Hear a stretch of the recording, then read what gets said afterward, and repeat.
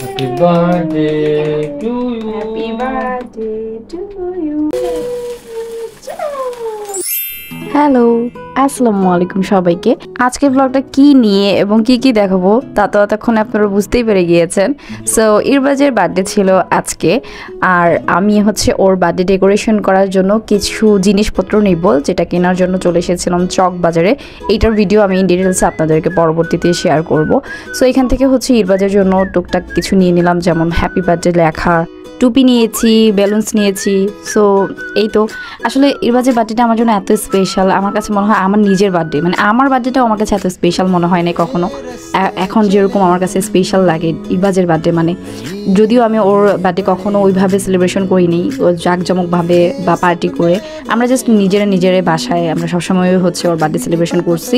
And or first birthday তো একদম ফুল করোনার মধ্যে গেছে, তখন একদম করোনা চলতেছিল। সো যার কারণে বাসায় করা হয়েছিল, আমরা নিজেরা ডেকোরেশন করছিলাম গুলো কাগজ কেটে। ছোট ছোট এই জিনিসগুলো ও এত খুশি হয়, আর আমি জাস্ট তাকিয়ে থাকি যে আমার ছেলে এত খুশি হইতেছে। ওর খুশিটাই আমার কাছে এখন লাইফের সব কিছু, মানে ও একদিকে, আমার লাইফ পুরোটাই আরেকদিকে, সত্যি কথা সিরিয়াসলি। আর আমার ছেলেটাও আমার জন্য এত পাগল, মানে ও মার জন্য এত বেশি পাগল যে আমার কাছে ওর জন্য সব কিছু করতে মন চায়, সব কিছু। এটা শুধু আমার ক্ষেত্রে না, এটা দুনিয়ার সকল মার ক্ষেত্রে, সকল মাই চায় তার বাচ্চার জন্য সব কিছু করতে। বাচ্চার খুশিটাই তার কাছে খুশি, মানে ওর জন্য সব কিছুই করতে মন চায় আসলে। যাই হোক, আমরা হচ্ছে বার্থডের ডেকোরেশন করতেছিলাম, ঠিক 12টায় হচ্ছে ওর কেকটা কাটবো। অ্যান্ড ওর বার্থডে কেকটাও আগের দিনই চলে এসেছিল।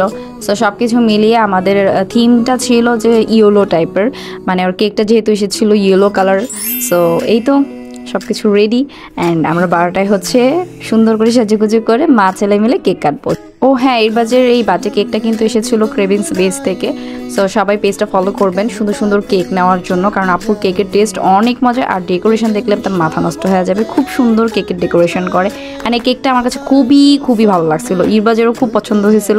তো সব কিছু মিলিয়ে ইরবাজের বার্থডেটা আলহামদুলিল্লাহ খুব ভালো কেটেছে।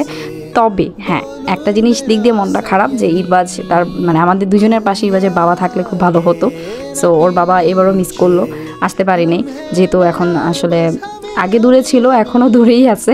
সো সব কিছু মিলিয়ে আসলে এইবারে বার্থডেটা হয়নি। ইনশাল্লাহ নেক্সট বার্থডেতে আল্লাহ যদি সব ঠিকঠাক রাখে, তাহলে আমরা 3 জন একসাথে ইরবাজের বার্থডে কেক কাটবো ইনশাল্লাহ, একসাথে এক ফ্রেমে থাকবো। মিস ইউ ইরবাজের বাবা, সত্যি কথা, মানে তুমি থাকলে এই ফ্রেমটা সুন্দর হতো। যাই হোক, ইরবাজকে কেক কাটিয়ে আমি খাইয়ে দিলাম, দেন ও আমাকে আবার খাইয়ে দিল। এই তো মা ছেলের সব কিছু মিলিয়ে ছবি টবি তুলে খুব সুন্দর একটা সময় কেটে গেল।